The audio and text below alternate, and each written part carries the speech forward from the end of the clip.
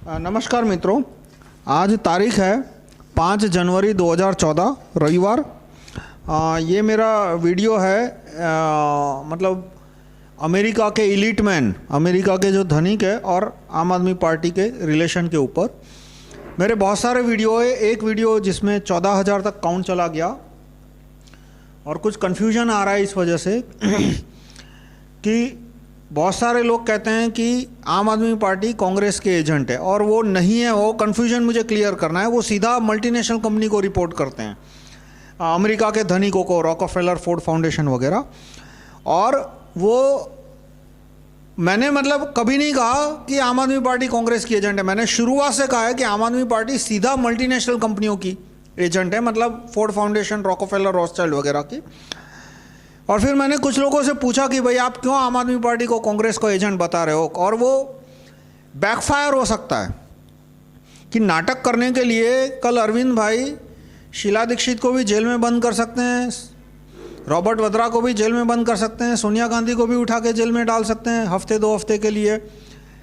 और उससे फिर पूरी बाजी उल्टी हो जाएगी, क्योंकि वो पब्लिक में क्लियर हो जाएगा कि ये कांग्रेस के एजेंट नहीं है, तो जेल में क्यों डाला, ऐसे इंक्वायरी क्यों कराई। तो मुझे कहा कि भाई जो अरविंद भाई है वो हम कहे कि विदेशों के एजेंट है, तो लोग हंसते हैं कि कॉन्स्पिरेसी थियरी हो गई, क्या सबूत है। और इसके बजाय इसलिए बदले हम ये सेमी ट्रूथ, आधा सच्चाई बोलते हैं कि वो कांग्रेस के एजेंट है। और मैंने कहा कि आधी सच्चाई भारी पड़ सकती है यदि इसका 1% भी यदि फॉल्सिफिकेशन हो गया। जैसे मान लो शीला दीक्षित के खिलाफ इंक्वायरी डाली, दिखावा करने के लिए इंक्वायरी डाल दी, या सोनिया गांधी को जेल में डाल दिया, या रॉबर्ट वड्रा को जेल में डाल दिया। भले लोग हंसे कॉन्स्पिरेसी की बात सुन के। जैसे मैं जब शुरुआत में बोलता था कि दुरात्मा गांधी अंग्रेजों के एजेंट है, तो बहुत लोग हंसते थे। फिर बाद में मैंने जैसे जैसे उनको इन्फॉर्मेशन दी कि देखो इस तरह से उन्होंने भगत सिंह की पूर्ण स्वराज मांग तोड़ने के लिए दांडी सत्याग्रह शुरू किया, कि भाई मोहन भाई को पैसा कौन देते थे आश्रम चलाने के लिए, ये टाटा, बिरला, बजाज, सारा भाई और दालमिया, ये 5 लोग मेन थे, और भी थे। और वो अंग्रेजों के कहने पे, वाइसरॉय के कहने पे करते थे। तो मुश्किल सच बोलना बेहतर है सिवाय कि एक आसान सेमी ट्रूथ। तो इसमें मैं आपको एक्सप्लेन करूंगा पहले कि जो स्ट्रक्चर कैसा है कि top of the food chain America के 2,000-2,500 धनिक लोग हैं, अमेरिकन इलीट मैन, जिसमें सबसे ज़्यादा अमेरिकन, यूरोपियन सब मिला के, जिसमें सबसे ज़्यादा नाम आएगा रॉकफेलर और रॉथस्चाइल्ड का। रॉकफेलर फैमिली में कुछ 20-25 लोग हैं, रॉथस्चाइल्ड फैमिली में कुछ 50 जितने लोग हैं, 40-50 लोग हैं। पर ये 60 लोग पूरी दुनिया कंट्रोल करते हैं, ऐसी बात नहीं है। पूरी दुनिया इतनी आसान नहीं है कि 60 लोगों के कंट्रोल में हो जाए। 60 लोग यानी 120 हाथ हुए, तो दुनिया इतनी आसान नहीं है कि 120 हाथ उसको कंट्रोल कर सके। 2-3 हज़ार धनिक है, और ऐसा नहीं है कि वो पूरी दुनिया कंट्रोल करते हैं, पर दुनिया में वो ग्रुप सबसे पावरफुल है। मतलब इंडिया के जो अमीर है वो इतने, उनमें इतनी एकता नहीं है, उनमें इतना सहयोग नहीं है। ये जो 2,000 लोगों की मंडली है उनमें ज़्यादा कोहेसिव है, ज़्यादा सहयोग है। इसलिए सारे ग्रुप, जितने भी अलग अलग ग्रुप है पूरे कंट्री, पूरी दुनिया में, उसमें ये ग्रुप सबसे ज़्यादा पावरफुल है। और ये ग्रुप सबसे ज़्यादा पावरफुल है, इसलिए ये डोमिनेट करता है। पर ये डोमिनेट करते कैसे हैं? तो एक तो उनके पास बहुत सारी कंपनियां हैं, जिसे मल्टीनेशनल कंपनी कहते हैं। पर जब एमएनसी कहा जाए तो एक बात ध्यान रखना, सारी एमएनसी खराब नहीं है। पहले तो खराब क्या, सच क्या, उसके बारे में मैं कहूँगा कि इंटरनेशनल पॉलिटिक्स में ना कुछ खराब है ना कुछ अच्छा है। जैसे यदि मैथमेटिक्स में सारे एक्सियम्स निकाल दो तो कोई एक भी थियरम नहीं बचेगा, सारे आंकड़े निकाल दो तो मैथमेटिक्स भी नहीं बचेगा। जो अरिथमेटिक है, मैं 1 2 3 प्लस माइनस सब कुछ मिटा दूं तो पूरा मैथमेटिक्स खत्म हो जाएगा। इस तरह से गुड बैड कब होता है? जब नैतिकता हो और कानून हो। तो देश के अंदर, सोसाइटी के अंदर नैतिकता होती है, कंसेप्ट होता है नैतिकता का, कानून का कंसेप्ट होता है। इसलिए अच्छा बुरा, कानूनी गैर कानूनी, सजा, ये सारे शब्द मीनिंग रखते हैं, कुछ अर्थ रखते हैं। लेकिन इंटरनेशनल कानून जब से दुनिया शुरू हुई है तब से आज तक उसमें कोई कानून ही नहीं है। इंटरनेशनल एरिना में वो एक जंगल है, इसलिए वहाँ पे ना कोई कानून है ना कोई एथिक्स है। और कोई कानून नहीं है, कोई एथिक्स नहीं है, इसलिए कुछ गुड भी नहीं है, कुछ बैड भी नहीं है, कुछ लीगल भी नहीं है, इलीगल भी नहीं है। जिसको जो आता है वो करता है। पर गुड मैं किस सेंस में कह रहा हूँ कि ओवरऑल इनकी जो एक्शन है उससे दुनिया के गरीब से गरीब आदमी को भी फायदा हुआ है। जैसे इंटेल है, तो उसने यदि प्रोसेसर बेचा है, उसने मतलब पैसा कमाया, तो साथ में प्रोसेसर भी बेचा है जिसके ऊपर आपका कंप्यूटर चल रहा है, मोबाइल चल रहा है, आप ये वीडियो देख रहे हैं। एप्पल है, माइक्रोसॉफ्ट है, उसने भी सॉफ्टवेयर बेचे हैं, पैसा भी कमाया है, लेकिन सॉफ्टवेयर भी बेचे हैं, विंडोज़ ऑपरेटिंग सिस्टम। फिर एक दूसरा चैप्टर है कि बिल गेट्स की कुछ दवाइयाँ हैं, जीएम जेनेटिकली मॉडिफाइड फूड है, पर वो अलग डिवीजन है, वो माइक्रोसॉफ्ट नहीं है। तो इस तरह से बाय एंड लार्ज ये कंपनियां अच्छी, और बहुत लंबी लिस्ट है। जैसे मैकडोनाल्ड है, तो भले उसका खाना अनहेल्दी हो, पर वो अंत में वो खाना बेच के पैसा कमाते हैं। वो कोई मार पिटाई करके, खून खराबा करके पैसा नहीं कमाते। तो इस तरह से बहुत लंबी गुड एमएनसी है। बैड भी किस सेंस में कह रहा हूँ कि इससे नुकसान जाता है, लेकिन देखो हर एक बैड एमएनसी में एक बहुत बड़ा गुड डिवीजन है। जैसे बोइंग है, तो वो हथियार बनाता है जिसके द्वारा अमेरिका ने इराक को लूट लिया, लेकिन वो बोइंग एयरप्लेन भी बनाती है जिसके द्वारा कॉमर्शियल प्लेन चलते हैं, पैसेंजर प्लेन चलते हैं। फिर इसी तरह से जनरल इलेक्ट्रिक है, तो वो हथियार बनाती है। एटम बम की बहुत सारी टेक्नोलॉजी जीई और लॉकहीड और ये सारी कंपनियों ने बनाई है। पर जनरल इलेक्ट्रिक है, वो मेडिकल इक्विपमेंट भी बनाती है। इसी तरह से जब पेट्रोल कंपनियां हैं, जिसने इराक को लूट लिया, लीबिया को लूट लिया, लेकिन वो पूरी दुनिया को पेट्रोल भी दे रहे हैं। तो जो एमएनसी है उसमें गुड डिवीजन भी है, बैड एमएनसी है। पर बाय एंड लार्ज देखो तो बैंक है, तो ये अधिकतर लूटने का काम करती है। और मीडिया है, तो यूँ समझो कि ठीक है थोड़े बहुत समाचार पहुंचा दिए, पर 90% काम इनका लोगों को गुमराह करने को होता है। तो इस तरह से जो अमेरिका के धनिक है उनके अंदर एमएनसी है। और मैं आपको कहूंगा कि गुड बैड जैसा कुछ नहीं है, ये सिचुएशन है और हमें इससे निपटना है। और कैसे निपटे, उसके लिए हमें क्या कानून बनाना चाहिए, उसमें मेरे बहुत सारे वीडियो है, पूरी किताब है rahulmehta.com/301.htm। यहाँ मैं सिर्फ परिस्थिति वर्णन कर रहा हूँ। अब ये धनिकों के अंडर में अमेरिका की सरकार है। अमेरिका की सरकार इनके अंडर कैसे है कि इनके पास मीडिया है, मीडिया के द्वारा वो सेनेटर वगैरह को ब्लैकमेल करते हैं, उनके पास मनचाहे कानून पास करवाते हैं, और इसलिए सरकार अमेरिका की ये धनिकों के अंडर में है। अमेरिका के अंडर ये धनिक ज़्यादा बदमाशी नहीं करते, क्योंकि अमेरिका में ज्यूरी सिस्टम है, राइट टू रिकॉल है। इसलिए ये धनिक है वो सरकार उनके वश में होने के बावजूद भी अमेरिका के नागरिकों को नहीं लूट सकते, क्योंकि अमेरिका की अदालतों में ज्यूरी सिस्टम है। सीधे नागरिक वोटर लिस्ट में से आते हैं और वो जजमेंट देते हैं। अमेरिका के नागरिक पुलिस कमिश्नर को नौकरी से निकाल सकते हैं, किसी भी दिन गवर्नर को नौकरी से निकाल देते हैं, वो राइट टू रिकॉल है। पर अमेरिका की सरकार के द्वारा ये लोग बाहर के लोगों को जरूरत पड़ी तो लूटते हैं। तो उसके अमेरिका के दो मेन डिवीजन है जो कि लूटने में मदद करते हैं, एक तो अमेरिका की सेना और CIA। अब फिर ये धनिक लोगों ने NGO वगैरह चलाने के लिए फोर्ड फाउंडेशन, रॉकफेलर फाउंडेशन, ऐसे बहुत सारे फाउंडेशन बना रखे हैं, और मिशनरीज इनके अंडर में आते हैं। कैसे? क्योंकि मिशनरी इनके दान पे चलते हैं। जो प्रोटेस्टेंट चर्च है उसमें जो अमेरिका के धनिक है वही प्रोटेस्टेंट चर्च के मिशनरियों को अपॉइंट करते हैं। और कैथोलिक में इस तरह की अपॉइंटमेंट नहीं होती, प्रीस्ट है, वो प्रीस्ट को अपॉइंट करते हैं। जो कार्डिनल होते हैं, उनके 150-200 कार्डिनल होते हैं, वो पोप को इलेक्ट करते हैं, पर उनको पैसा आता है मल्टीनेशनल कंपनियों के दान से, इसलिए मिशनरी इनके अंडर में आते हैं। अब ये, और चौथी एक एंटिटी है सऊदी अरेबिया, वो भी भारत के पॉलिटिक्स को प्रभाव करती है। तो अब भारत के अंदर कौन कौन सी संस्थाएं हैं? एक तो मल्टीनेशनल कंपनियां, जिसमें मैंने बताया कि देखो सारी MNC बुरी नहीं है। ये मैंने अपने चैप्टर 20 में आज बोल रहा हूँ, ऐसा नहीं है, जो मैं बहुत टाइम से बोल रहा हूँ कि मल्टीनेशनल कंपनी को गाली देने से पहले उनकी अच्छाइयाँ स्टडी करो कि वो इतनी प्रोडक्टिव क्यों है। क्योंकि उनके कंट्री में ज्यूरी सिस्टम है, राइट टू रिकॉल, उसकी वजह से वहाँ पे अदालतें फटाफट चलती है। जो केस का जजमेंट यहाँ 3, 4, 5 साल में आता है, वहाँ पे 2-2.5 महीने में आता है। वहाँ पे अफसर है वो रिश्वत मांगने की हिम्मत नहीं करते, इसलिए वहाँ पे इंजीनियरिंग अच्छी है, टेक्नोलॉजी अच्छी है, तो प्रोडक्टिवनेस है उनके पास।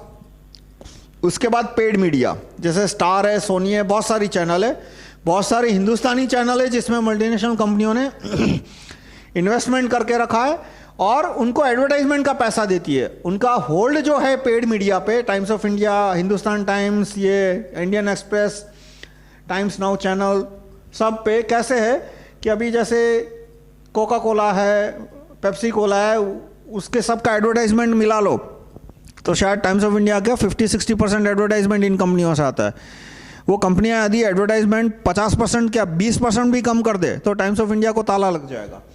इसलिए पेड मीडिया इनके द्वारा चलता है और पेड मीडिया को सऊदी अरेबिया से भी बहुत पैसा आता है। फिर फोर्ड फाउंडेशन है और फिर वो कांग्रेस, बीजेपी, आम आदमी पार्टी को कंट्रोल करते। किस सेंस में कि कांग्रेस के जो ऊपर के लोग हैं, बॉटम, देखो ग्रास रूट किसी के कंट्रोल में नहीं है।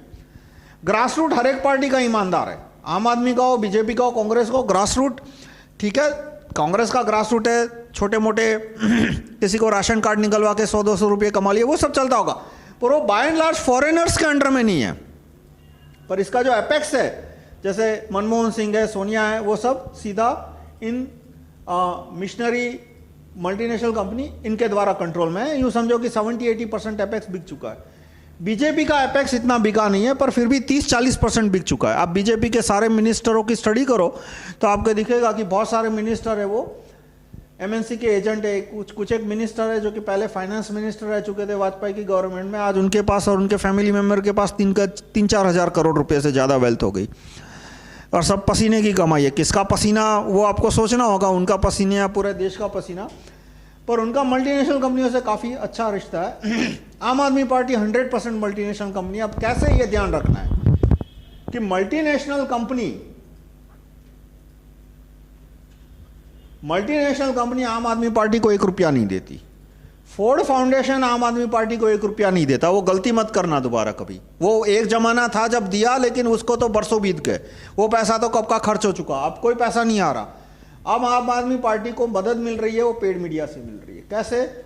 सऊदी अरेबिया और मल्टीनेशनल कंपनी वो पेड मीडिया को पैसा देते हैं और पेड मीडिया उनको इतना कवरेज देता है कि ये हीरो बन गए तो इनको दुनिया भर भारत के जो कंसर्न लोग हैं वो डोनेशन देते हैं। वैसे तो ओवरऑल घाटा ही जाता है। जब पेड मीडिया इसको 2000 करोड़ की पब्लिसिटी देती है तब कहीं जाके आम आदमी पार्टी को 20 करोड़ का डोनेशन मिलता है। पर फिर भी आम आदमी पार्टी पूरे भारतीयों के डोनेशन पे चलती है। फिर भारतीयों में एनआरआई भी हो सकते हैं, लेकिन वो भारतीय ही हुए, विदेशी नहीं हुए। वो भले एनआरआई ने अमेरिका की सिटीजन ले लिए तो वो पर्सन ऑफ इंडियन ओरिजिन हुआ, वो मतलब वो कोई वो किसी सेंस में वो विदेशी का एजेंट नहीं हुआ। तो ये पार्टी भारतीयों के पैसे पे चलती है, पर जो मीडिया कवरेज मिल रहा है, एक पूरा फ्रंट पेज, जब मीडिया मान लो हिंदुस्तान टाइम्स ने आधे फ्रंट पेज का कवरेज दिया तो उसको 10 लाख रुपया देना पड़ता है। तो इनके पास नहीं है 10 लाख रुपया दे, मतलब इस तरह से पैसा देना शुरू किया मीडिया को तो 1 हफ्ते में इनका पूरा बजट खत्म हो जाएगा। तो multinational company, missionary, Saudi Arabia paid media को पैसा देते हैं, मीडिया इनको कवरेज देती है और इसके द्वारा ये हीरो बनते हैं और डोनेशन मिलता है। कांग्रेस मीडिया को पैसा नहीं देती, वो जमाना गया। 1991 के बाद कांग्रेस पूरी की पूरी मल्टीनेशनल कंपनियों के अंडर में आ गई। किस तरह से मैं आपको मैं ये एक एनालॉजी बहुत बार दी और मैं दोबारा दूंगा कि 1860 के बाद भारत के राजा क्या थे? वो अंग्रेजों के गुलामी थे। वो किस सेंस में राजा थे? वो नाम के राजा थे। हर एक राजा के दरबार में एक रेसिडेंट नाम का अफसर होता था, अंग्रेज, और वो तय करता था कि टैक्स का रेट क्या होगा, वो तय करता था कि बजट क्या होगा, वो तय करता था कि पुलिस की संख्या कितनी होगी, सेना की संख्या कितनी होगी, पुलिस को हथियार कौन से मिलेंगे, सेना को हथियार कौन से मिलेंगे, ट्रेनिंग किस टाइप की दी जाएगी, वो सारा रेसिडेंट तय करता था। यहाँ तक कि जो राजा के वरिष्ठ अधिकारी होते थे, प्रधानमंत्री हो, सेनापति हो, पुलिस कमिश्नर हो, वो भी रेसिडेंट टाइप डिसाइड करता था कि कौन बनेगा। राजा सिर्फ नाम के होते थे। तो इसी तरह से कांग्रेस की हैसियत ही नहीं है कि वो मीडिया को कंट्रोल कर सके। आज कांग्रेस, सोनिया गांधी या मनमोहन सिंह पेड मीडिया को, किसी बड़े पेड मीडिया मैन को फ़ोन करेंगे तो वो उसका फ़ोन भी नहीं उठाएंगे, काट देंगे उसका फ़ोन। वो सीधा एमएनसी के एग्जीक्यूटिव उसको बोलता है कि तू कांग्रेस को कवरेज दे, बीजेपी को इतना कवरेज दे, आम आदमी पार्टी को इतना कवरेज दे, और उसके हिसाब से पेड मीडिया चलते। वो कांग्रेस के इशारों पे नहीं चलता। तो कांग्रेस की हैसियत ही नहीं है कि वो आम आदमी पार्टी को खड़ा कर सके, न इतनी कैपेबिलिटी है, न इतना इसमें डिसिप्लिन है, न इतनी ऑर्गेनाइजेशन है, न ही इसके पास इतना पैसा है। जैसे मैं आपको एग्जांपल दूं कि 4 अप्रैल 2011 जब अन्ना का पहला अनशन हुआ था, तब तो अन्ना को देश में आधे % लोग भी नहीं जानते थे, शायद महाराष्ट्र में 5-6% लोग जानते हो, लेकिन महाराष्ट्र के बाद तो उसको आधा क्या 0.01% लोग भी नहीं जानते थे। अरविंद भाई को 4 अप्रैल की बात कर रहा हूँ, 4 अप्रैल 2011 की बात कर रहा हूँ, आज से 3 साल पहले, 4 साल पहले, तब कितने लोग जानते थे पूरे कंट्री में? शायद आधे %। एक किरण बेदी को थोड़े बहुत लोग जानते थे, पर वो भी इतने नहीं कि वहाँ पे पूरा मीडिया पहुँच गया। कितना मीडिया पहुँचा था? मेरा एक दोस्त है जो वहाँ गया था उस दिन, तो उसने मुझे बताया था कि मुश्किल से 100-200 वॉलंटियर थे।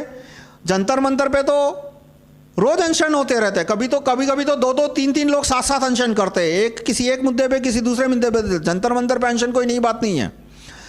तो मुश्किल से 50-100 वॉलंटियर थे और 150 मीडिया वाले पहुंच गए थे रिपोर्टिंग करने के लिए, और बड़े बड़े चैनलों से, बड़े बड़े अखबारों से, और 25 ओबी वैन थी जो डायरेक्ट टेलीकास्ट करना हो, आउटसाइड ब्रॉडकास्ट वैन, पता नहीं एग्जैक्ट आउटसाइड ब्रॉडकास्ट वैन ऐसा कुछ फुल फॉर्म होता है। एक ओबी वैन का खर्चा आता है 20 लाख से लेके 1 करोड़ तक, और उसका दिन का किराया होता है मिनिमम 15,000 रुपया, प्लस चैनल का पैसा अलग, यानी हाई टीआरपी वाली चैनल है तो वो ज़्यादा पैसा लेगी। पर ओबी वैन एक दिन के लिए खड़ी करनी है किसी जगह, तो उसके लिए पेड मीडिया है वो दिन के 10-15 हज़ार लेती है। फिर यदि वो फेमस अच्छे टीआरपी वाली पेड चैनल हुई तो वो उसका अलग से 50,000 1 लाख प्रीमियम हुआ। छोटी मोटी चिला चालू चैनल हुई तो वो 5-10 हज़ार प्रीमियम लेगा। एक मीडिया मैन 8 घंटे की रिपोर्टिंग यदि उसको करनी हो किसी कॉन्फ्रेंस की तो वो 2-3 हज़ार रुपया लेता है, प्लस यदि वो किसी बड़ी चैनल से एसोसिएटेड हुआ तो उसका 10-15 हज़ार अलग। तो इतना सारा पैसा तो उस समय इंडिया अगेंस्ट करप्शन के पास था नहीं, अन्ना के पास भी नहीं था, अरविंद भाई के पास था नहीं। तो ये वो पैसा कांग्रेस ने नहीं दिया था, वो ध्यान रखिए। वो पैसा सीधा एमएनसी से आया था। मतलब कुछ कंपनियां जो सीधी एमएनसी की है, उन्होंने बोला था कि भाई इसकी 24 घंटा, दिन की 48 घंटा कवरेज करनी है, इन लोगों को हीरो बनाना है वगैरह वगैरह। तो लोग आप पे हंसे या ना हंसे, पर गलती से भी ये बात आप हमेशा कहो कि भाई आम आदमी पार्टी कांग्रेस की एजेंट नहीं है, वो सीधी अमेरिकन इलीटमेंट की एजेंट है। किस सेंस में? कि उनको पैसा नहीं मिलता। अमेरिका के इलीट और फोर्ड फाउंडेशन इनको 1 रुपया नहीं पहुंचाते, इनको सिर्फ मीडिया कवरेज मिलता है, और वो मीडिया कवरेज का पैसा ये सारी संस्थाएं देते हैं, सऊदी अरेबिया, मल्टीनेशनल कंपनियां, मिशनरी, फोर्ड फाउंडेशन वगैरह। और वो आम आदमी पार्टी का एजेंडा कैसे डिसाइड करते हैं? जैसे कहते हैं कि भाई आम आदमी पार्टी बहुत ईमानदार है। भाई ईमानदार है तो बांग्लादेशियों को क्यों नहीं निकाल रही? क्योंकि ये सब पैसा दे रहे हैं, इसलिए। ये सब पैसा सीधा नहीं दे रहे, लेकिन ये मीडिया को दे रहे हैं, मीडिया कवरेज दे रहे हैं, इनको मीडिया का कवरेज चाहिए। इसलिए कुछ मीडिया चैनल वाले बोलते हैं कि भाई बांग्लादेशियों के खिलाफ बोलोगे तो यहाँ से पैसा आना बंद हो जाएगा, तो हम आपकी कवरेज बंद कर देंगे, इसलिए बांग्लादेशियों को सपोर्ट कर रहे हैं। वेल्थ टैक्स का क्यों विरोध कर रहे हैं? वेल्थ टैक्स का विरोध इसलिए कर रहे हैं, फिर इसमें कुछ भारतीय इलीट भी है। ऐसा नहीं है कि सिर्फ मल्टीनेशनल कंपनी, इंडियन इलीट है। इंडियन इलीट दिन ब दिन कमज़ोर होती जा रही है, इसलिए मैंने इसको इसमें नहीं रखा। जो इंडियन इलीट है वो क्यों कमज़ोर होती जा रही है बताऊंगा मैं। तो उसमें से जैसे जिंदाल साहब है, तो वो दिल्ली का काफ़ी सारा मीडिया कवरेज देते हैं, तो अब उनके पास करोड़ों की प्रॉपर्टी है, 1% वेल्थ टैक्स आया तो उनको घाटा हो जाएगा, इसलिए वेल्थ टैक्स का ही विरोध कर रहे हैं। Right to recall Delhi corporator का क्यों विरोध किया? राइट टू रिकॉल अब तो असेंबली उनके पास है, तो असेंबली में कानून ला सकते थे, right to recall Delhi corporator का, right to recall Delhi mayor का, लेकिन वो एक भी कानून नहीं लाए। वो सिर्फ वो ये ऊट पटांग हरकतें करते रहते हैं। 600 लीटर पानी में फ्री में दिया, बिजली की 50% सब्सिडी दी। अभी शीला दीक्षित के सामने इंक्वायरी निकालने वाले हैं, शायद रॉबर्ट वड्रा के सामने भी इंक्वायरी निकाल दे। तो इंक्वायरी से मिलेगा क्या? और इंक्वायरी में नार्को टेस्ट नहीं रखेंगे। जो असली चीज़ है कि ये कोई बेवकूफ़ लोग थोड़े हैं कि कागजी सबूत रखेंगे।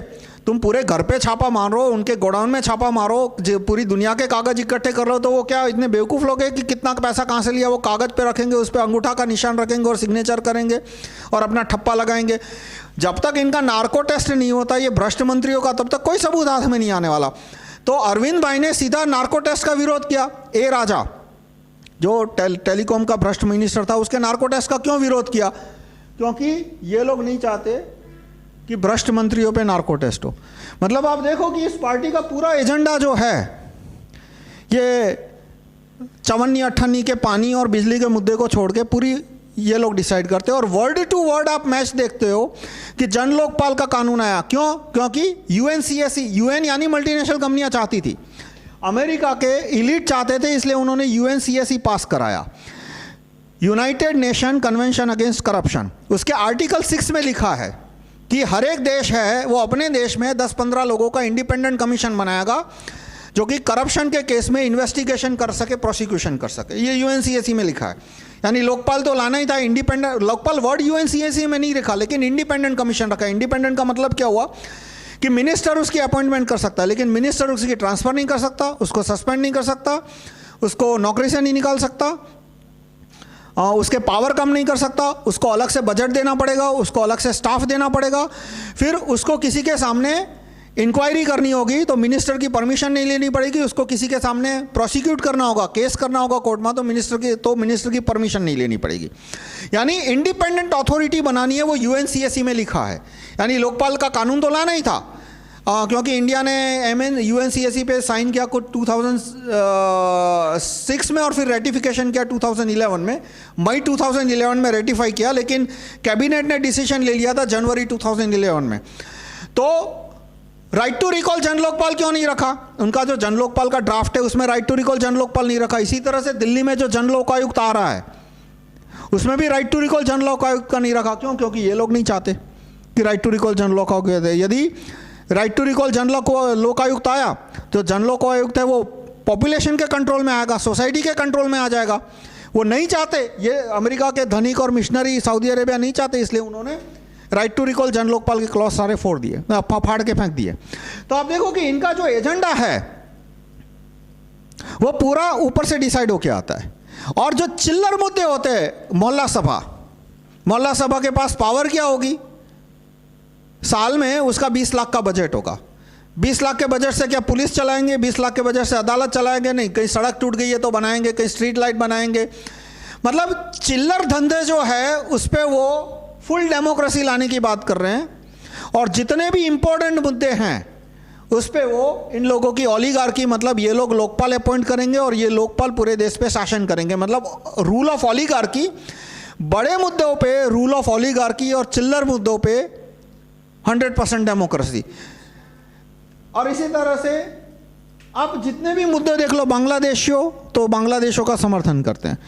भारत को सेना को मजबूत करने के कोई कानून, कौन कौन से कानूनों से भारत की सेना को मजबूत हो सके, मैनिफेस्टो में नामो निशान नहीं है। सुप्रीम कोर्ट के न्यायाधीशों का भ्रष्टाचार तो इनके पार्टी के एजेंडा में नहीं आता।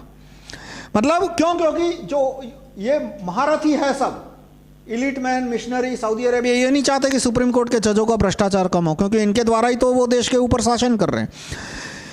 तो यहां पे मैं आपको फिर से बताऊंगा कि आप यदि आपने ये स्टेटमेंट यूज किया कि आम आदमी पार्टी कांग्रेस की एजेंट है, तो प्रॉब्लम कब होगी? जब नाटक करने के लिए, कुछ नहीं तो 6 महीने का नाटक करने के लिए भी कल अरविंद भाई ने शीला दीक्षित को या कांग्रेस के 2-4 मंत्रियों को या रॉबर्ट वड्रा को जेल में बंद कर दिया, तो बेकार में प्रॉब्लम आएगी। आप ऐसा स्टैंड लो कि जिससे देश को फायदा हो, जैसे कि right to recall Delhi mayor, right to recall Delhi chief minister, right to recall Delhi Jal board chairman, right to recall Delhi electricity regulator, right to recall Delhi police commissioner pass नहीं कर सकती, क्योंकि पुलिस का है वो सेंट्रल गवर्नमेंट में आता है। दिल्ली अकेला स्टेट है पूरे इंडिया में जिसमें पुलिस है वो सेंट्रल गवर्नमेंट में आती है, इसलिए right to recall police commissioner की बात मैं नहीं करूंगा।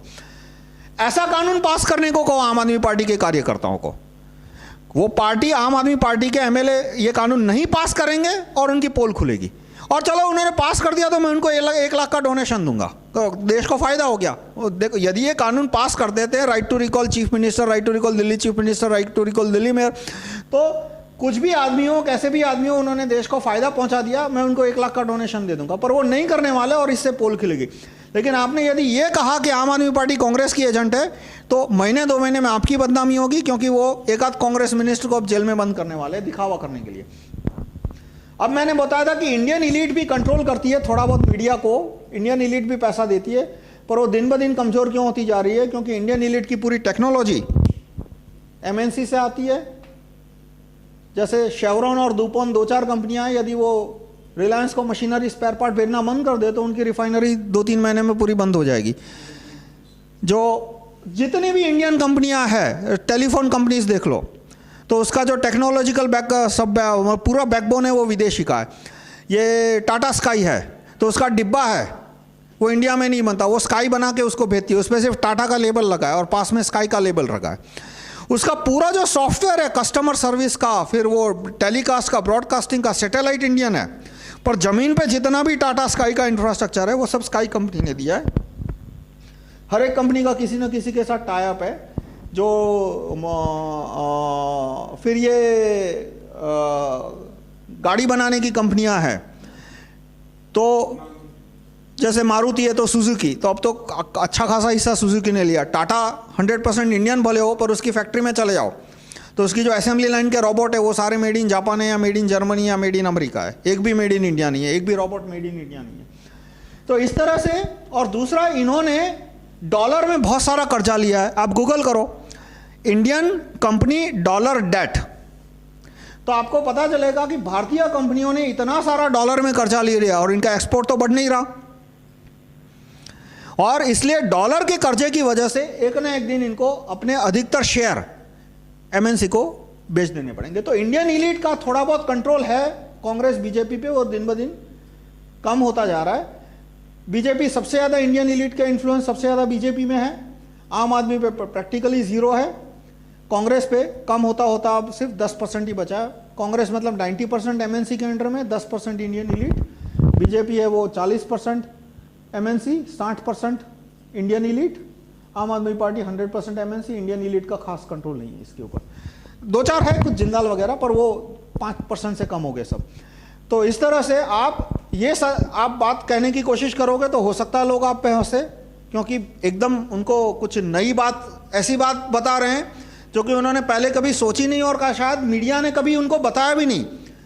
मीडिया ने कभी बताया ही नहीं कि भाई पूरा का पूरा मीडिया एमएनसी के, 90% मीडिया एमएनसी के हाथों बिक चुका है। मीडिया ने कभी बताया नहीं कि भाई आम आदमी पार्टी ने को 4 अप्रैल 2000 को कवरेज देने का पैसा सारा एमएनसी मिशनरी ने दिया था, सऊदी अरेबिया ने दिया था। तो आप ये सारी बात बताओगे तो हो सकता है लोग पहली बार आपको हंसे, पर आपने यदि उल्टी बात बताने की कोशिश की तो वो नुकसान जाएगा। धन्यवाद।